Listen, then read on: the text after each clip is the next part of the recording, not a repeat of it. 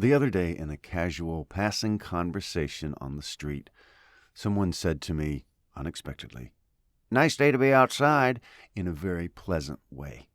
And anytime I'm sort of ambushed like that, I was looking down at my phone at the time, I was sending an email, and someone says this, so I didn't see him coming. They ambushed me.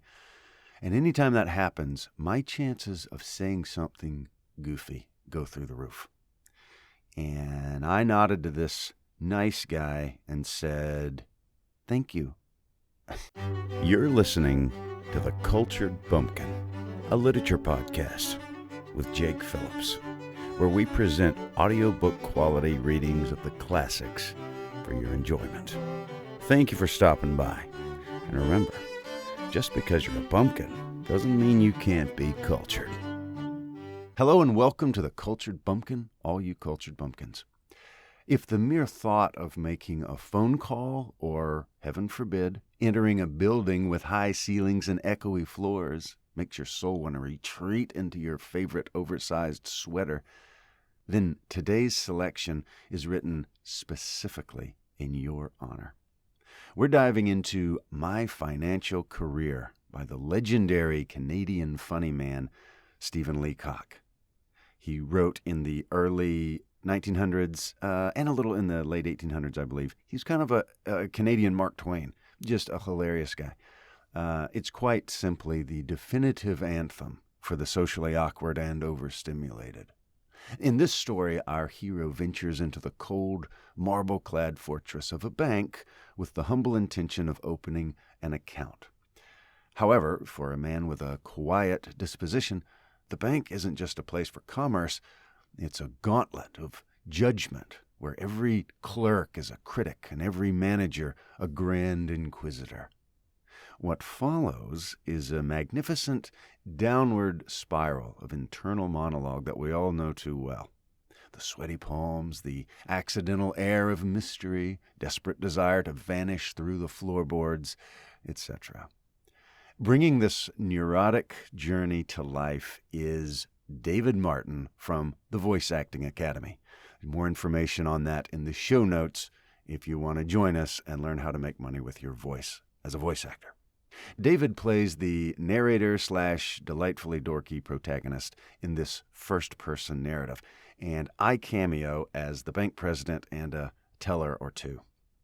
So, find your most secluded nook, ensure your do not disturb mode is firmly engaged, and let's join our narrator as he discovers that while money can't buy happiness, it can certainly buy a very public and very embarrassing breakdown. My Financial Career by Stephen Leacock. Narrated by David Martin. And Jake Phillips. When I go into a bank, I get rattled. The clerks rattle me. The wickets rattle me. The sight of the money rattles me. Everything rattles me. The moment I cross the threshold of a bank and attempt to transact business there, I become an irresponsible idiot.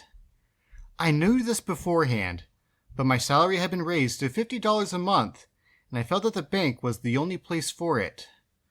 So I shambled in and looked timidly round at the clerks. I had an idea that a person about to open an account must needs consult the manager. I went up to a wicket marked accountant. The accountant was a tall, cool devil. The very sight of him rattled me. My voice was sepulchral. "Can I see the manager?" I said, and added solemnly, "Alone." I don't know why I said alone. "Certainly," said the accountant, and fetched him. The manager was a grave, calm man.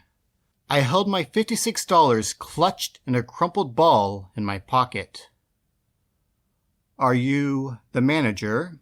I said. God knows I didn't doubt it. "Yes," he said. "Can I see you?" I asked. "Alone." I didn't want to say alone again, but without it, the thing seemed self-evident. The manager looked at me in some alarm. He felt that I had an awful secret to reveal. "Come in here," he said. and led the way to a private room. He turned the key in the lock. "We are safe from interruption here," he said. "Sit down." We both sat down and looked at each other. I found no voice to speak. "You are one of Pinkerton's men, I presume," he said. He had gathered from my mysterious manner that I was a detective. I knew what he was thinking, and it made me worse. "No, not from Pinkerton's," I said, seeming to imply that I came from a rival agency. "To tell the truth," I went on, as if I'd been prompted to lie about it, "I am not a detective at all. I have come to open an account. I intend to keep all my money in this bank." The manager looked relieved, but still serious. He concluded now that I was a son of Baron Rothschild or a young Gold. "A large account, I suppose?" he said. "Fairly large," I whispered. "I propose to deposit $56 now and $50 a month regularly." The manager got up and opened the door. He called to the accountant. "Mr. Montgomery," he said unkindly loud. "this gentleman is opening an account. He will deposit $56. Good morning." I rose. A big iron door stood open at the side of the room. "Good morning," I said, and stepped into the safe. "Come out," said the manager coldly, and showed me the other way. I went up to the accountant's wicket and poked the ball of money at him with a quick, convulsive movement, as if I were doing a conjuring trick. My face was ghastly pale. "Here," I said. "Deposit it." The tone of the words seemed to mean, "Let us do this painful thing while the fit is on us." He took the money and gave it to another clerk. He made me write the sum on a slip and sign my name in a book. I no longer knew what I was doing. The bank swam before my eyes. "Is it deposited?" I asked in a hollow, vibrating voice. "It is," said the accountant. "Then I want to draw a check." My idea was to draw out $6 of it for present use. Someone gave me a checkbook through a wicket, and someone else began telling me how to write it out. The people in the bank had the impression that I was an invalid millionaire. I wrote something on the check and thrust it in at the clerk. He looked at it. "What? Are you drawing it all out again?" he asked in surprise. Then I realized that I had written 56 instead of 6. I was far too gone to reason now. I had a feeling that it was impossible to explain the thing. All the clerks had stopped writing to look at me. Reckless with misery, I made a plunge. "Yes, the whole thing. "You withdraw your money from the bank? Every cent of it," Are you not going to deposit any more?" said the clerk, astonished. "Never." An idiot hope struck me that they might think something had insulted me while I was writing the check, and that I had changed my mind. I made a wretched attempt to look like a man with a fearfully quick temper. The clerk prepared to pay the money. "How will you have it?" he said. "What?" "How will you have it?" "Oh."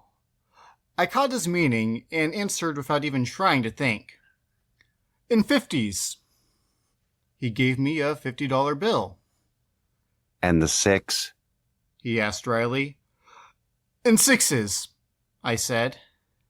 He gave it to me, and I rushed out. As the big door swung behind me, I caught the echo of a roar of laughter that went up to the ceiling of the bank. Since then, I bank no more. I keep my money in cash in my trousers pocket, and my savings in silver dollars in a sock. Wasn't that great? David did such a great job. Like, I felt like I was there. That was perfect. I loved it. If you want to join David and I in the Voice Acting Academy, you can join for free for a week and see what all the fuss is about. along with fun readings of the classics, I love to major on how to make voice acting a great side job or even a full-time job. I myself was able to leave a factory and do this full-time some years ago, and I love helping other people do the same. So, link to more info is in the show notes. Also, if you want to support the show and or listen to my full-length audiobooks ad-free, check out my Patreon. Link in the show notes as well. Also, you can check out my YouTube, The Cultured Bumpkin, and I post a lot of my full-length stuff on there as well.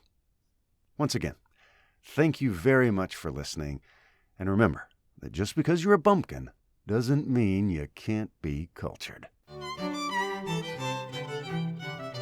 You've been listening to The Cultured Bumpkin, a literature podcast with Jake Phillips. Thank you very much for listening. I really do appreciate it. If you enjoyed this, would you mind going and subscribing and leaving a nice review on whatever podcast platform you heard this on? I would really appreciate it. Thank you very much for listening, and we'll see you next time.